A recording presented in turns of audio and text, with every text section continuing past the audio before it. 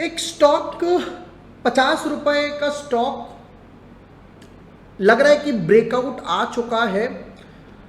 Fundamental भी देखेंगे, technical भी देखेंगे, more of a multi year breakout, volumes अच्छे लग रहे हैं।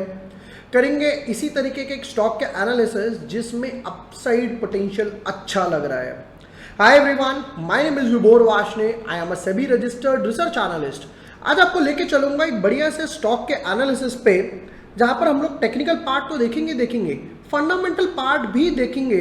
ब्रेकआउट किस तरीके से आया है, अपसाइड क्या है, रिस्क रिवॉर्ड क्या है, सब कुछ आपको डिटेल में समझाऊंगा।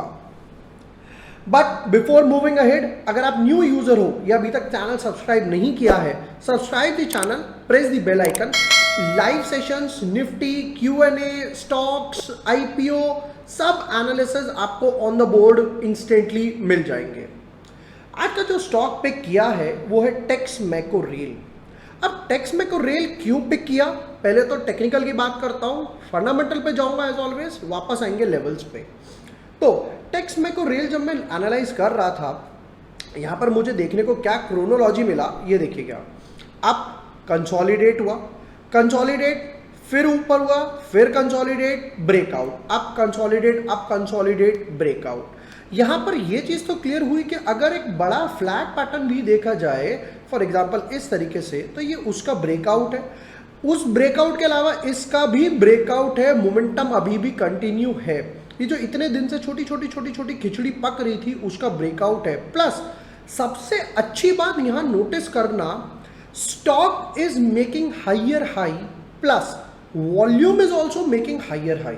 देखो, जब कोई स्टॉक हायर हाई बना रहा है, वॉल्यूम भी ऊपर जा रही है, वो एक पॉजिटिव साइन है। क्यों, इस चीज को नोटिस करते हैं। स्टॉक ऊपर जा रहा था पहले, but have a look at volumes down था, जिसकी वजह से स्टॉक टंबल डाउन हो गया।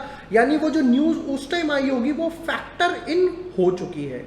अब की बार स्टॉक हायर हाई बना रहा है, प्लस वॉल्यूम भी हायर हाई बना रही है। मतलब ध्यान से सुनना, मतलब कोई महंगे से महंगा खरीदने को तैयार है अच्छी क्वांटिटी में। ठीक है, स्टॉक चल रहा है something around 52.75, round off to 53 के आसपास। आज को एक 16-17% का अच्छा ब्रेकआउट दिखाई दे रहा है।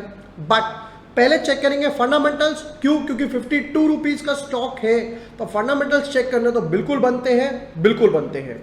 चलते हैं एज ऑलवेज अपने प्रमोटर होल्डिंग से, जो हमारा सबसे पहला क्राइटेरिया रहता है चेक करने का। प्रमोटर की बात करें तो 51.62, 5% स्टेक बढ़ाया, 56.5, 56.5, 56.5 एंड फर्दर 58.3। लास्ट 5 क्वार्टर में 7% के आसपास स्टेक बढ़ा चुके हैं। FII की तरफ एक नजर मारे तो FII ने back to back last 2-3 quarter में सेल किया है ऑलमोस्ट 0.5% के आसपास। DII back to back sell किया है, जो कि इस तरफ इशारा कर रहा है कि FII DII ने जो सेल किया है वो प्रमोटर ने एब्जॉर्ब किया है। फर्दर पब्लिक की होल्डिंग कम हुई है। देखो, मैं हर बार एक बार बताता हूं, जितना मार्केट से फ्री फ्लोट कम होगा उतना बेटर है। क्यों, क्योंकि सप्लाई एब्जॉर्ब हो गई, पहले ही सप्लाई कम हो गई, डिमांड कांस्टेंट है। चलते हैं नेक्स्ट, इसकी बैलेंस शीट भी देखेंगे और कंपनी के क्वार्टर रिजल्ट्स या P&L पर भी एक नजर जरूर मारेंगे। सबसे पहले आते हैं कंपनी के बैलेंस शीट पे। 21.9, 22, 25 बैक टू बैक कंपनी अपना FPO या किसी मोड से राइट इश्यू, FPO के मोड से इक्विटी रेज कर रही है, जो कि क्लियर एविडेंट है कि ये जो रिजर्व्स है कंपनी के पास, वो उसको यूटिलाइज नहीं कर पा रही है। ध्यान से देखो, 1023, 1050, ये जो रिजर्व्स बढ़े भी हैं वो इस इक्विटी डाइल्यूशन की वजह से बढ़े हैं। फिर इक्विटी डाइल्यूट किया, बैक टू बैक जो इक्विटी डाइल्यूट करना है, ये एक नेगेटिव साइन है। नो डाउट इक्विटी इतना बड़ा बेस नहीं है, बट स्टिल कंपनी के पास ये जो रिजर्व्स है, कंपनी को पहले ये यूटिलाइज करना चाहिए rather than raising further money from market. Company के एक बार डेट्स पे नजर मारें, कंपनी के डेट्स 39, 263 ड्रॉप आया, 239 ड्रॉप आया, 164। ये एक अच्छी बात है, कंपनी ने अपनी लॉन्ग टर्म लायबिलिटीज डिक्रीज कर दी है, कम कर दी है, जिससे जो इंटरेस्ट कॉस्ट जो बाहर जा रहा था वो बचेगा। अब आते हैं क्वार्टर रिजल्ट्स पे कि क्वार्टर रिजल्ट्स में क्या कंपनी कुछ धमाका कर पाई या धमाका नहीं कर पाई। Let's have a look.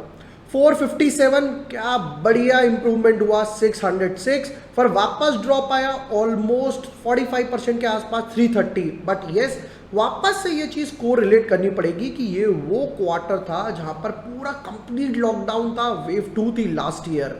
Next 330 race to 373 and further race to 470।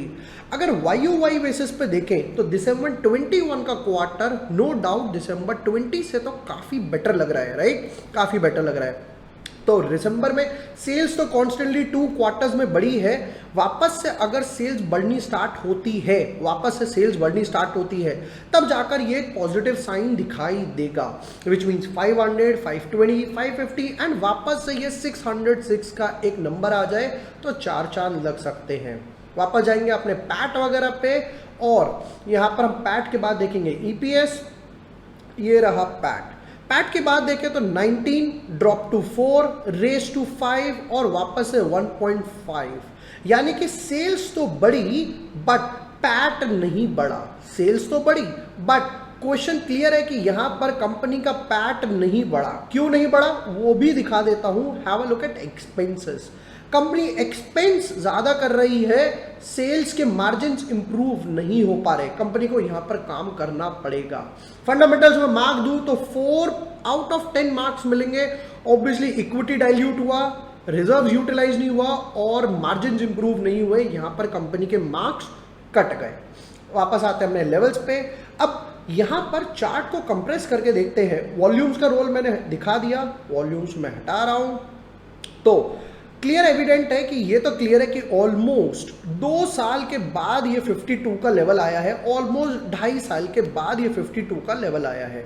चलो इसको कंप्रेस करके देखते हैं एक बार वीकली चार्ट में। थोड़ा नॉइस रिड्यूस हो जाता है वीकली चार्ट में और यहां से आइडिया लग जाता है कि ट्रेंड क्या चल रहा है। चलो इसको देख के क्या पता लग रहा है, ध्यान से देखिएगा। इसको देख के साफ क्लियर पता लग रहा है कि कंपनी धीरे धीरे धीरे धीरे धीरे अप ट्रेंड की तरफ जा रही है, राइट। अब अगर एक चैनल ड्रॉ किया जाए या हाइयर हाई हाइयर लो की लाइन ड्रॉ की जाए, सपोर्टिव ट्रेंड लाइन, थोड़ा और जूम लेते हैं, इस तरीके से ये हो गई एक ट्रेंड लाइन और ऊपर की तरफ एक ट्रेंड लाइन ड्रॉ की जाए तो वो कुछ बनेगी इस तरह, कुछ इस तरह। ये तो क्लियर है कि अप ट्रेंड में है, हाइयर हाई हाइयर लो बना रहा है, बेनिफिशियल है। लेवल्स की बात कर लेते हैं quickly without wasting time. Stock चल रहा है 52 के आसपास।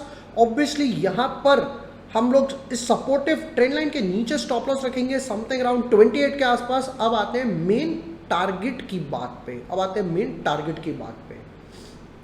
देखो ये क्लियर एविडेंट है कि स्टॉक एक बड़ा सा राउंड बॉटम बना रहा है समथिंग अराउंड 121 के आसपास और 121 एक गैन नंबर भी है, 121 एक गैन नंबर भी है। उससे पहले एक टारगेट रखा जा सकता है 84 के लिए। पहला टारगेट हुआ 84, दूसरा टारगेट हुआ 121 और थर्ड टारगेट होगा 152 के आसपास। ये थे टेक्स मैक्रो रेल के एनालिसिस पसंद आए हो तो share with your friends, like and subscribe price action analysis. Thank you for watching the video, lots of love.